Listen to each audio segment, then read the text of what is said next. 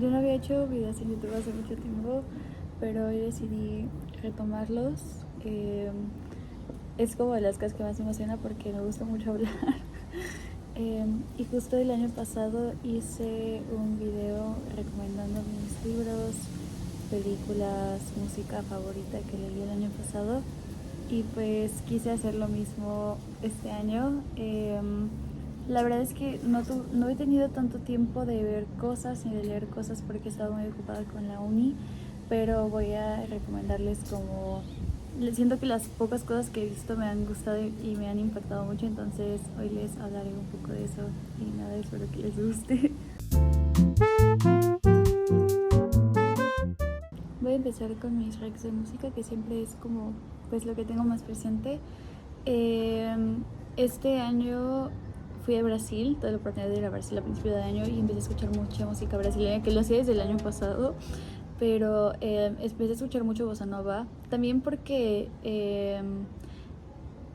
el año pasado fui a ver a Leivey en concierto y tocó Lover Girl no sé si era la primera vez que lo tocó en un concierto, creo que sí, y lo tocó aquí en México. I'm in a restless fever, lost struck girl like teaser, thought I'd never be her. Y como primera versión que escuché, que era como acústica, se me hizo así increíble, y ella estaba contando en el concierto como de sus influencias para su nuevo álbum y está hablando como de la influencia fuerte que ha tenido el bossa, y luego hizo como una playlist de bossa y tenía como muchas canciones de este álbum, que es el primero que les voy a recomendar, que se llama Hetz Gilberto. Este es un álbum súper conocido, siempre sale como en los mejores álbumes de todos los tiempos y así. Y a mí se me hacía como, creo que había escuchado algunas canciones porque está The Girl of Ipanema, que es como una canción súper famosa de bossa, pero nunca lo había escuchado como bien completo. Es un álbum del 64 y es un collab entre el saxofonista de jazz estadounidense Stan Getz y João Gilberto, que es uno de de las figuras más importantes del bossa brasileño. Y creo que es un álbum como muy especial. Creo que a pesar como del virtuosismo que tiene, realmente siento que es un álbum que te transporta a otra época y no, o sea, no se siente solo como música de cóctel o música de playa. O sea, creo que es realmente como que algo que hace que tu vida sea como más chill por un momento. Creo que también es muy íntimo como la experiencia de escucharlo. Mi canción favorita es Corcovado, creo. También canta Gilberto, que también super big recomendación si les gusta el bossa. Y mi otra canción favorita, no lo sé pronunciar, pero lo voy a poner acá. Siento que toda la música es muy linda, o sea, realmente es como algo, o sea, no te hace sentir como, es como elegante sin llegar a ser pretencioso, pero sobre todo creo que es como muy cálido y que te transporta, o sea, creo que es como simple, pero me encanta ese álbum. Mi segundo rec es Freetown Sound de Blood Orange, y para los que me conozcan saben que yo soy muy fan de Blood Orange. Me pasa esto chistoso que siento que siempre mi gusto musical está influido por mi gusto en películas y viceversa, pero bueno, yo a Blood Orange los conocí porque hay una serie del 2020 que hizo Luca Guadagnino que se llama We Are Who We Are, que aparte es muy infravalorado, o sea, siento que muy poca gente lo conoce, pero a mí se me hace una gran serie, o sea, también tiene, el soundtrack aparte es increíble, creo que también tiene una escena muy padre con Nikes, no me acuerdo, con una canción de Frank Ocean. Pero bueno, el soundtrack de We Are Who We Are lo hizo Dave Hines, que es el productor vocalista todo de Blood Orange, y tenía mucha música de Blood Orange. Inclusive creo que, o sea, como que un plot importante en la serie es que van a ir a un concierto de Blood Orange, bastante meta. Pero bueno, me obsesioné mucho con Blood Orange y he escuchado toda su discografía, pero Freetown Sound creo que se ha vuelto este año mi álbum favorito. Creo que es un disco de R&B, como todo lo que es el Blood Orange, pero creo que lo que más me gusta de este álbum en particular es que aparte tiene muchos elementos de funk y de jazz.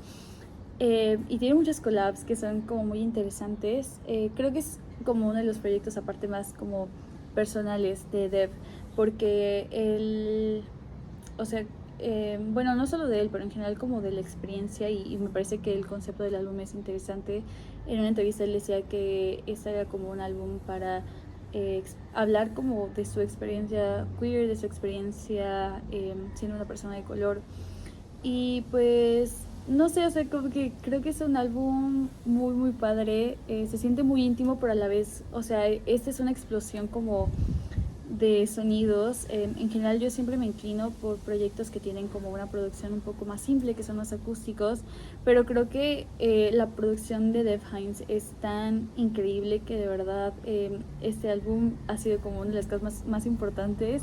Es muy variado, tiene muchas collabs aparte, tiene una collab con Debbie, la de Blondie, creo que está Carly Rae Jepsen, no me acuerdo si está Skyfe, no me acuerdo. Tiene muchas collabs, pero de verdad es que es un gran álbum. Creo que es como parte increíble para el verano porque te hace sentir como en una película. Y no sé, es algo muy, muy cool. Otra red musical que también conocí por una película, bueno, en este caso serie, que es el siguiente álbum que voy a recomendar, Aloha God Soul. Yo lo conocí por High Fidelity, que es probablemente mi serie más vista en el mundo. Yo creo que desde que salió la veo de 10 a 15 veces al año, sin exagerar, me sé absolutamente todos los diálogos. No es mi serie favorita, pero a ver, lo que me pasa es que mis series favoritas son como Normal People, Fleabag y así, Twin Peaks, pero siento que son como más difíciles de ver, ¿saben? O sea, como que necesito estar en un mood. Y como que High Fidelity es como, no sé, la puedo ver y ver y todo me gusta, o sea, es una serie que va mucho de música, pero de verdad es increíble. Y hay, o sea, de verdad que yo la he visto tanto que así sé todas las canciones que salen. Y sale una canción ahí que es de este álbum que se llama Aloha God Soul. Se llama Yesterday's Love, la que sale en High Fidelity. Y me encantó esa canción y escuché todo el álbum. Y es una compilación que hizo una tienda de vinilos de Honolulu. Es una compilación de música hawaiana, pero lo que me gusta es que es un álbum muy variado y que realmente te mete como en un mood de playa, o sea, te sientes en Hawái, pero no como en el sentido tradicional, porque la música hawaiana yo siempre pienso como en ukuleles y así, pero esta es como soul, funk, jazz, boogie, R&B, y todo es música como que se ha hecho en Hawái. Eh, y no sé, o sea, creo que es como una compilación muy interesante. Me encantaría tener este disco en físico, pero no sé, o sea, suena como algo muy cool. Tiene canciones que me hacen sentir como si estuviera como en una disco en los 80s, tiene canciones como mucho más contemporáneas y pues no sé, de verdad todo me encanta mucho de este álbum, se los recomiendo mucho, es una es un gran álbum que pueden escuchar en verano. Y ya, mi última recomendación de este año es el proyecto en solitario de María Sardoya de Maria's Not for Radio. Yo he sido muy fan de María, siento que fue como un descubrimiento que yo hice porque cuando yo los empecé a escuchar eran una banda súper indie. De que creo que los empecé a escuchar como en 2019 o 2020 porque tienen un cover de Baby One More Time de Britney Spears. Me empecé a escuchar todo y es muy cool. Y algo que me gusta mucho de Marías es que su producción me recuerda, o sea, inclusive su primer álbum se llama Cinema, porque su producción tiene muchas capas y siento que crean como atmósferas, es algo muy cool. Y obviamente ahorita ya son super mainstream. Creo que desde la canción que hicieron con Bad Bunny son muy mainstream. Pero en este proyecto en particular, creo que lo que me gusta es que María Sardoya tiene una de las voces más lindas que he escuchado en el mundo y aunque creo que lo que más me gusta es como su producción en ese proyecto que hizo en solitario, que incluso se llama Not for Radio porque quería hacer como algo que no fuera hecho para ser como mainstream, ¿no? Sino que fuera algo como muy personal. Me gusta mucho que hace como eh, una versión muy, muy vulnerable, muy acústica. Y es como aunque sigue teniendo una exploración interesante con su producción, es un proyecto que se siente como muy, muy íntimo. Vueltas, la canción que hizo en español, me parece de las canciones más lindas escritas en el mundo. Y creo que, o sea, de María se hace con un sonido más complejo. Esto me recuerda mucho a Waste Blood y un poquito a Phoebe Bridgers, que yo también que son mis faps forever. Pero creo que sí, o sea, creo que es interesante que una banda que ahora sea como tan reconocida como The Marías que tienen un sonido tan específico, pueda como deslindarse un poco de eso para hacer un proyecto que es igual como de riesgoso y de cinematográfico, pero en un sentido completamente distinto. Y nada, me encanta, es algo muy muy cool. Ahora les voy a contar un poco de lo que he leído. Yo en mi video pasado hablaba de An Apprenticeship or The Book of Pleasures de Clarice Lispector, porque realmente me cambió mucho la vida. Y yo la había leído a Clarice un poco antes, porque cuando estudiaba literatura una maestra me la recomendó y me volví loca por ella. Me parece, creo que es mi escritora favorita, si no por lo menos está en mi top 3, pero lo más seguro es que es mi escritora favorita. Y ahora ya solo me faltan creo que 2 o 3 libros para acabar de leer todos sus libros. Y todos me han gustado mucho. Mis favoritos hasta el momento son The Chandelier, Aqua Viva, y me gusta mucho Too Much of Life, que son de los que hablaré ahora. Pero bueno, voy a empezar con Too Much of Life para organizar mis pensamientos. Esa es como una serie de crónicas que Clarice escribía semanalmente para el Jornal do Brasil entre el 67 y el 73. Y creo que lo que más me gustó de esto fue que yo había leído como esta narrativa muy disruptiva e idiosincrática de Clarice. Y esto es como se deslinda un poco de ser como una novela y es como algo mucho más personal. Creo que me permitió conocerla como en un nivel más íntimo. O sea, ella habla, obviamente introduce como el existencialismo filosófico que siempre aborda en sus novelas, pero también habla de como cosas muy de ella. O sea, tiene como no sé, como mini artículos o historias que habla de sus perros, de sus hijos, de taxistas, habla como muy meta de cosas del supermercado. Y es como algo tan cotidiano y tan simple. Aparte, Clarice es muy divertida. O sea, lo que descubrí es que también es muy cómica, pero cómo puede convertir a una experiencia tan banal y cotidiana en una súper reflexión filosófica. O sea, creo que este es un gran libro que pueden leer así como en la mañana en lo que toman café, té, no sé, yo no tomo café porque me da ansiedad, pero me gusta mucho leer como a Clarice en las mañanas y siempre es como algo grato. O sea, creo que aunque puede escribir como cosas complejas y que te llevan a una crisis existencial, esta compilación particular son cosas muy simples de leer y nada, es como algo muy lindo que pueden leer si quieren tener como food for thought así una vez al día. No quiero recomendar todos los libros de Clarice Lispector, pero bueno, voy a empezar hablando de Aqua Viva también, que lo leí, fue el primer libro que leí este año. Creo que esto, más que ser una novela o ficción, se siente un poco como leer un diario o como una meditación. Creo que esto son como una serie de reflexiones, como todo en Stream of Consciousness, de lo que implica hacer arte. Habla del tiempo, de vivir en el presente, de estar vivo. Y lo que más me gusta es que hace muchas analogías con cosas de la naturaleza, que es algo que siempre hacía. Yo siempre hablaba, el año pasado hablaba de cómo Clarice siempre se ve a través de animales, pero acá lo hace también a través de plantas. Es de verdad de las cosas como más lindas que he leído. Y a mí, yo subrayo las cosas que me gustan, como en los usos del lenguaje en los libros, y creo que este libro es como de los libros que tengo más subrayados, porque de verdad es una genia explicando cosas. Sí, siento que si quieren empezar a leer a Clarice no les recomendaría mucho empezar con este libro, porque siento que deben estar un poco más acostumbrados como a su estilo de prosa, pero realmente es un libro increíble. Se los recomiendo mucho, y siento que te hace pensar muchas cosas. El otro que leí fue The Hour of the Star. Este creo que, por el contrario, creo que si quieren empezar a leer la Clarice es un gran libro. Este sí tiene una historia. Habla de Macabea, que es una chica que se siente como inservible para el mundo, y lo que más me gusta es la forma tan original e idiosincrática que tiene Clarice de presentar una historia, porque constantemente es un poco como un metatexto, porque ella está como todo el tiempo debatiendo en cómo leer. O sea, el narrador de la historia siempre está pensando en cómo contar la historia y se regresa y lo cambia. Y fun fact, este es el último libro de Clarice que escribió antes de morir, y ella ya sabía como, creo que murió de cáncer ovárico o de cáncer en la matriz, no me acuerdo bien, pero ella estaba como desahuciada y siento que puedes sentir como aún más latente el existencialismo que es como tan característico. O sea, creo que estilísticamente es muy difícil equiparar a Clarice con alguien más por o sea, la identidad tan bien construida que ella tiene de presentar su narrativa, pero en su pensamiento filosófico me remite bastante a Jean-Paul Sartre en el existencialismo.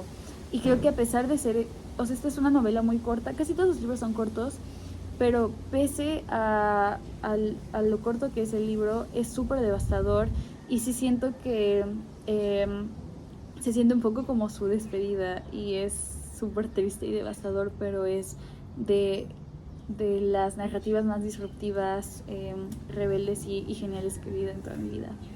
Este año también he cambiado un poco la forma, bueno, más bien la selección de lecturas que hago y normalmente me inclino más como por ficción, leer algunos ensayos y poesía, y este año lo que he leído en su mayoría son ensayos. Siento que parte importante para mí que quiero dedicarme a hacer arte es concebir y construir una postura política, y por lo tanto creo que he leído mucho como de, bueno, he tratado de adquirir herramientas sociopolíticas, históricas que me permitan como, pues sí, tener como un piso político sobre el cual pararme. Entonces trato de estar actualizada y leí un libro muy interesante, un ensayo, perdón, que se llama Zionism During the Holocaust, que si bien creo que, o sea, no, para mí no hace como una postura política per se, ¿no? Sino que te presenta como varias cosas históricas que ha habido en relación al movimiento sionista y el movimiento del Holocausto. Eh, y es interesante porque el autor Grinstein es un activista, ensayista, escritor que es judío antisionista, y todo lo que hace es una exploración, una documentación histórica muy amplia, es un libro muy extenso, pero es muy interesante porque pese a lo denso que es en memoria del Holocausto, entre como todos los testimonios que hay sobre el sionismo y cómo se empezaba a construir desde el antisemitismo europeo, es muy fácil de leer. O sea, creo que no es un libro que te puede como dar una respuesta definitiva sobre el sionismo o el Holocausto, pero te hace como reflexionar de cosas muy interesantes y te permite como comprender un poco mejor el panorama político de Palestina e Israel actualmente. No sé, es muy interesante ver como el contraste entre cómo los líderes sionistas entienden el antisemitismo y cómo, más de pasarlo como una tragedia, es como un factor que impulsa esta emigración judía hacia Palestina. Y es una argumentación muy compleja, contradictoria, pero también es muy fácil de leer. O sea, creo que el uso del lenguaje es bastante simple y te simplifica como una problemática compleja, y nada, lo quería recomendar porque me pareció un gran libro y es muy interesante. No es para todos, pero es muy interesante de leer. Otros dos ensayos de los que quería hablar. He estado leyendo este año mucho a Susan Sontag. Desde el año pasado leí Contra la Interpretación y sobre fotografía, y este año leí uno que se llama Regarding the Pain of Others, que hace un argumento muy similar al que hace en On Photography, y pues habla de cómo podemos ver el sufrimiento de las personas a través de las imágenes. Es como el argumento que hace también en On Photography, que dice si realmente las fotografías de la guerra te vuelven más empáticos o más bien como que te hacen estar acostumbrado a ver imágenes de violencia. Y creo que es muy interesante porque son cosas como que no te pones a pensar. Hablaban como de toda la carga política que puede tener una fotografía, y creo que especialmente en una época donde estamos como tan acostumbrados a ver imágenes violentas, y por la sobreexposición que tenemos a las imágenes en redes sociales, en noticias, en televisión, en todos lados, me parece como específicamente actual y relevante esta interpretación que hace. Y creo que a veces no piensas como todo, o sea, creo que hay una parte donde hablaba de como una fotografía muy explícita de guerra fue usada por diferentes partidos políticos para promover distintas ideologías, y es muy interesante cómo es que el dolor ajeno pues es objetizado a través de una fotografía, pero también cómo es monetizado o a veces politizado. Y nada, me pareció como una lectura muy interesante, creo que son cosas que yo nunca había pensado y me parece especialmente relevante hoy en día y como en algo eh, temáticamente similar, también leí Towards the Critique of Violence de Walter Benjamin y también es como un ensayo filosófico muy interesante sobre la violencia y el poder. Creo que más bien esto es un eje mucho más político y de poder. Creo que los ensayos son tienen que hablar más como con el arte y con la percepción del arte. Eh, pero aquí Walter Benjamin hace como todo un análisis entre la relación que tienen el Estado, la ley y la violencia. Y creo que es uno de los debates más completos sobre política, derecho y movimientos sociales que he leído. Y este es un poco más difícil de leer, pero también es muy interesante. O sea, si no están acostumbrados a leer tantos ensayos, creo que pueden leer a Sontag, pero si quieren leer como algo un poquito más completo y más denso, Walter Benjamin es increíble. Por último, pero no menos importante, Prison Breaks. Este año, a comparación de eso, siento que es el año que menos he visto películas, pero que también es el año que he visto más como películas que me han gustado. Y quiero empezar hablando de Piel de Asno de Jacques Demy. A mí me gusta mucho el cine de Jacques Demy porque visualmente es increíble y aparte que es como un referente estético muy importante para muchos directores de hoy en día, o sea, las sombrillas de Umbrellas of Cherbourg fue como gran influencia para La La Land, por ejemplo. Eh, y esta película como tal siento que ha influido mucho en el estilo de cine de Wes Anderson. Eh, Esto creo que es un cuento original, así como cuento de hadas, que habla de un rey que se quiere casar con su propia hija después de que se muere su reina. Pero también, o sea, creo que pese la atmósfera surrealista y la belleza estética que tiene, como que hablan de temas como complejos, inclusive perturbadores. Eh, pero en realidad creo que, o sea, visualmente es un deleite ver esta película, es increíble y puedes ver cómo es que ha influido mucho en cine contemporáneo. Eh, y es protagonizada también por Catherine Deneuve. No estoy segura de esto, porque creo que lo había leído, pero la verdad no lo tomen por cierto. Creo que también Yves Saint Laurent hizo el diseño del vestuario, que también es hermoso. Es que Yves Saint Laurent hizo el diseño también de una película que también es con Catherine Deneuve, pero que es con Luis Buñuel.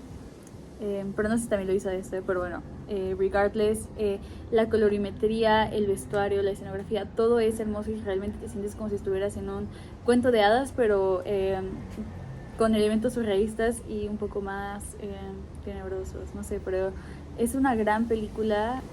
Esta siento que es una recomendación que va a decir que es súper pretenciosa y de nicho, pero bien movie apenas, es como un cortometraje slash performance para mí, se llama Untitled 77A, es un corto del 77 y, o sea, a pesar de que es muy corto, hace como una relación muy interesante entre como la censura, lo político y el cuerpo. O sea, creo que no les quiero dar más porque siento que es de las cosas que realmente tienen que ver.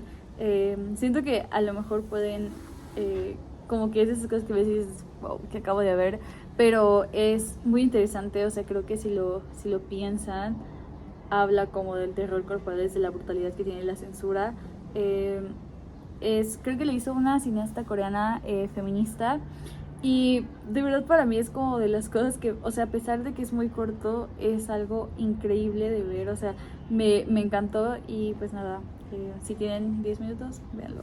Esta película no la vi este año, pero la veo todos los veranos y es un cuento de verano, Summer's Tale de Eric Romer. Creo que es como la mejor película que pueden ver en el verano. Es de esas películas, o sea, creo que si les gusta estilo Call Me By Your Name, como Coming of Age, que sienten que no pasa como mucho en la película, es algo muy como naturalista, pero siempre es como, siento que lo que te dice el cine de Romero es que no se desarrolla tanto en acción, pero todas las conversaciones que tienen los personajes son súper interesantes, o sea, estéticamente también como que te transmite, perdón, mucha calma y realmente es como sentarte y ponerte a conocer a todos los personajes. Creo que si eres una persona como en tus 20 es como interesante toda la carga emocional y también pues creo que usa mucho esta simbología del verano, no solo como una época del año, no, sino también como esta época como de transición, de incertidumbre. La cinematografía es hermosa, el diseño de vestuario también te hace sentir, es como esas películas si quieres vivir como un verano italiano, francés, no sé, pero es muy lindo y también como pienso que todo lo que se habla en la película es muy relevante si eres una persona joven. Hablan de todo el peso que tienen las relaciones amorosas en tu día a día y nada, o sea, creo que es como esas películas como muy fáciles de ver, pero que también te dejan como pensando y no sé, esa es como la mejor recomendación que les puedo hacer de una película para verano. Este es un poco para mí el pic de la comedia porque esta película no es de recomendación y de hecho a mí me da mucha vergüenza que nunca la había visto antes, pero creo que es de mis películas favoritas que vi este año, Rocky. Pero a ver, voy a explicarlo. Yo tenía la idea errónea que Rocky era una persona que hablaba mucho como de la masculinidad, de construir un ícono, del poder, de frases motivacionales, del box, así. Y me sorprendió mucho que la película, a lo mejor en entregas posteriores es así, pero por lo menos la primera me parece una película profundamente humana. Esto es algo de lo que yo a lo mejor no he hablado mucho, pero creo que las cosas que me parecen más interesantes de las películas son las conversaciones, que tienen que ver mucho con mi forma de ver la vida, pero creo que el guión es precioso de la película y aparte me está leyendo que Sylvester Stallone le escribió, creo que como en 3 días después de que vio una pelea de Muhammad Ali. Y creo que realmente desarrolla esta película mucho como la soledad, las inseguridades, la relación entre Rocky y Adrian es hermosa y o sea, creo que aunque sea una película que evidentemente no merece una recomendación, no necesita una recomendación, creo que es una película profundamente humana y creo que es como muy entendible desde muchas perspectivas. Y nada, es una gran película. Si no la han visto como yo, vean Rocky. Mi perrita quiso venir a saludar antes de mi última rec. Pero la última película que quería recomendar y que también me ha parecido bastante interesante es Hiroshima Mon Amour. Yo tomé una clase de cine el año pasado y mi maestro me recomendó mucho esta película y creo que también, como mencionaba, es una película que se desarrolla mucho a través de conversaciones. La película va de una actriz francesa que va a grabar una película a Hiroshima sobre la paz y ahí conoce a un arquitecto japonés y pues van hablando como de todo lo que se vivió en la Segunda Guerra Mundial y creo que más que ser una película bélica es una película que habla mucho sobre la memoria. El guión lo hizo Marguerite Duras, no sé si lo pronuncié bien, que bueno, es una novelista francesa y creo que justo creo que las cosas que más me gustan es que este libro se siente como ver un poco un libro, o sea, creo que más que un guión se siente como literatura, ¿no? Que cine tradicional.